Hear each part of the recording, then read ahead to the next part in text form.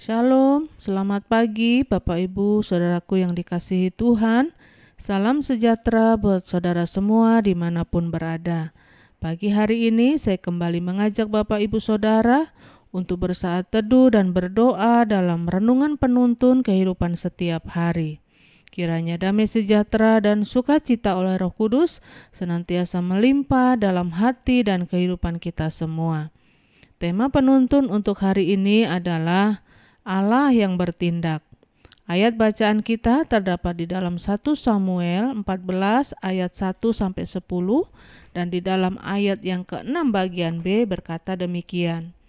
Mungkin Tuhan akan bertindak untuk kita, sebab bagi Tuhan tidak sukar untuk menolong kita, baik dengan banyak orang maupun dengan sedikit orang. Bapak Ibu, saudaraku yang dikasihi Tuhan, kita tahu bahwa dalam hidup ini bukan soal pintar atau tidak pintar, bukan soal jago atau tidak jago, atau bukan soal kaya atau tidak kaya. Tetapi dalam hidup ini adalah soal Tuhan bertindak atau Tuhan tidak bertindak dalam hidup kita. Karena kita tahu selama Tuhan yang bertindak untuk apapun dalam hidup kita, maka segala sesuatunya tidak akan ada yang mustahil. Saudaraku, kita tahu bahwa Allah kita bukan sekedar suka berfirman dan bukan hanya sekedar pandai berjanji. Namun Dia juga adalah Allah yang siap untuk bertindak dalam hidup kita. Karena itu Alkitab berkata, Dia bukan hanya Allah yang ada di surga, tetapi Dia turun. Dia berbuat sesuatu, Dia lakukan yang terbaik dan dahsyat dalam hidup kita. Setelah Dia turun ke dunia, tidak selesai sampai di situ, tetapi Dia naik ke surga. Dia sediakan tempat di surga. Dia berikan Roh Kudus-Nya kepada kita supaya kita cakap menanggung segala perkara dalam hidup kita. Dan Allah kita adalah Allah yang bertindak. Pertanyaannya, kapan dan dalam situasi bagaimanakah Allah akan bertindak buat kita? Yang pertama, Allah bertindak untuk membela anak-anaknya ketika anak-anaknya dipermainkan tetapi tidak membalas. Jadi jelas jika ada orang yang berbuat jahat kepada anak Tuhan yang berserah kepada Tuhan, Tuhan yang akan bertindak. Tetapi mengapa Tuhan izinkan hal itu terjadi? Yang pertama supaya kita dewasa. Yang kedua supaya emosi kita terkontrol. Dan yang ketiga supaya kita belajar berserah dan mengandalkan Tuhan. Kita tidak akan pernah melihat dan tahu bahwa Tuhan itu baik jika kita tidak pernah merasakan bahwa Dia menghibur kita. Ketika kita susah, kita tidak akan pernah merasa bahwa Tuhan kita hebat jika kita tidak pernah ada dalam posisi terjepit dan Dia menolong kita. Dan yang kedua, Allah bertindak untuk menjawab doa anak-anaknya ketika anak-anaknya berdoa dengan tekun dan tidak bimbang. Nah, kadangkala kita berdoa tetapi kita masih khawatir. Kita berdoa tetapi tetap mengeluh. Karena itu Alkitab berkata, bertekunlah dalam doa. Janganlah jemu-jemu dan tidak bimbang. Tugas kita bukanlah mengoreksi apa yang Tuhan lakukan, tetapi tugas kita hanya melakukan apa yang Tuhan perintahkan dan melakukan bagian kita dengan baik, maka Tuhan akan melakukan bagiannya dalam hidup kita.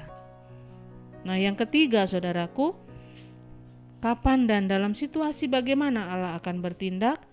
Yaitu Allah bertindak untuk menyelamatkan anak-anaknya ketika anak-anaknya tetap hidup dalam kebenaran dan kesetiaan meskipun berada di tengah masa yang sukar.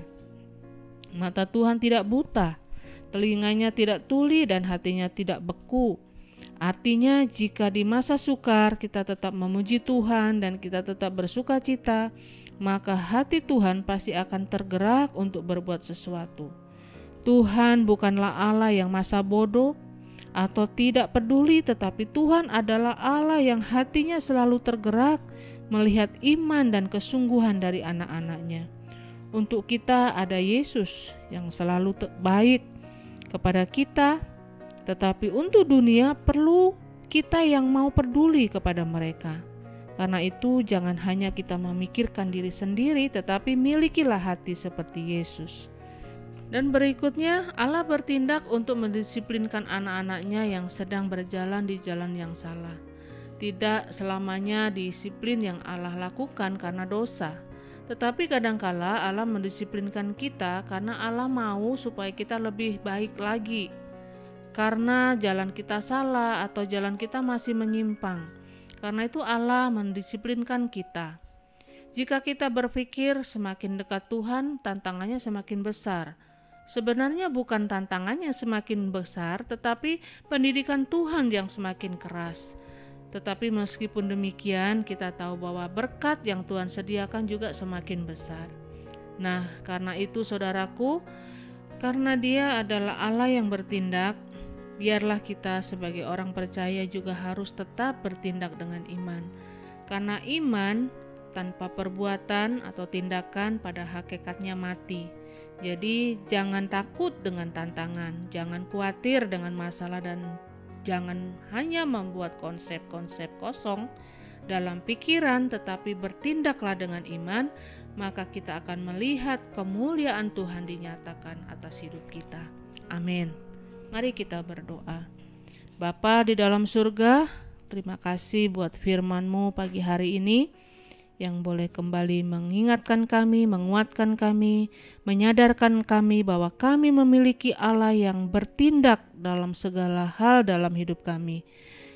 Engkau Allah yang nyata, Engkau Allah yang berkuasa, dan Engkau adalah pembela kami. Karena itu kami tidak perlu takut, khawatir, dan cemas untuk apapun yang akan terjadi dalam hidup kami, karena kami percaya, kami tahu Engkau bertindak untuk kami. Terima kasih Tuhan, ini doa kami, dalam nama Yesus kami berdoa. Haleluya. Amin. Kiranya berkat yang sempurna dari Allah Bapa kita, kasih karunia dari Tuhan Yesus Kristus, dan persekutuan yang indah dengan Roh Kudus menyertai kita semua dari sekarang ini dan sampai selama-lamanya. Maju terus dalam tuntunan Tuhan, tetap semangat, sampai jumpa esok hari, dan Tuhan Yesus memberkati.